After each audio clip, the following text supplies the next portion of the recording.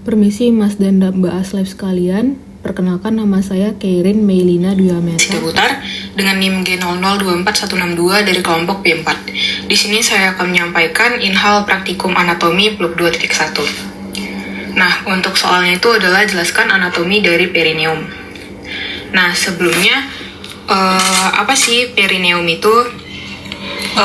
Jadi perineum ini tuh adalah bentuk seperti belah ketupat atau disebut sebagai bentuk seperti wajik yang dibagi oleh garis hayal yang membagi perineum itu menjadi dua bagian, dan ini tuh dia menghubungkan dua tuber ischiadicum seperti ini. Ini garisnya itu menghubungkan antara dua tuber ischiadicum. Nah, ini kan dibagi menjadi dua. Jadi perineum itu dibagi menjadi dua regio, yaitu regio urogenitale yang anterior, yang dia di atas, dan di bawah adalah regio analis. Nah, perineum ini tuh letaknya itu ada persis di bagian dasar pelvis. Untuk batas-batasnya di bagian anteriornya ini tuh berbatasan dengan margo inferior symphysis pubis, kemudian lateralnya ada rami ischiopubical anterior, dan juga ligamentum sacrotuberale di bagian posteriornya. Kemudian di bagian posterior berbatasan dengan apex os coccygeus. Nah, selanjutnya regio perineum ini tuh berbeda antara pria maupun wanita. Nah, tapi perbedaannya itu sebenarnya hampir mirip, nanti struktur dan lapisannya juga mirip, tapi ada sedikit perbedaan. Nah, ini untuk yang pria ataupun male. Nah, regio ini tuh nanti ditembus oleh uretra.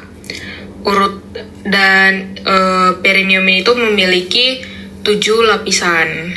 Dari yang paling superficial ke profunda itu bisa diurutin dari yang pertama itu yang pastinya dari luar itu ada kulit.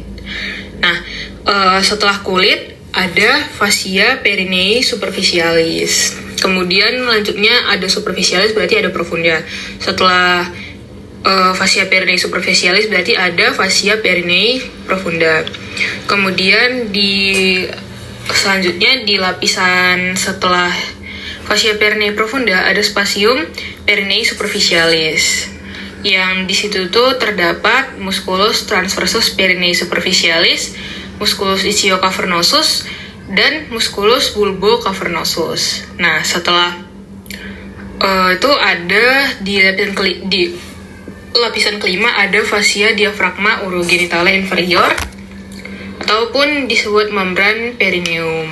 Kemudian selanjutnya ada, setelah tadi spatium perinei superficialis, ada yang profunda, yaitu spatium perinei profunda, yang di dalam itu terdapat musculus transversus perinei profundus, musculus sphincter urethra externum, dan glandula bulbo-urethralis Cooperi. Nah, selanjutnya di lapisan paling profunda atau paling dalam ada fascia diafragma urogenitale superior. Tadi kan yang membran perinei itu inferiornya, sementara di bagian paling profunda ada fascia diafragma urogenitalis superior. Nah, selanjutnya ini tuh untuk anatomi yang perineum pada wanita ataupun female. Nah, untuk yang di female ini tuh selain ditembus oleh uretra, kan tadi laki-laki yang male cuma ditembus oleh uretra.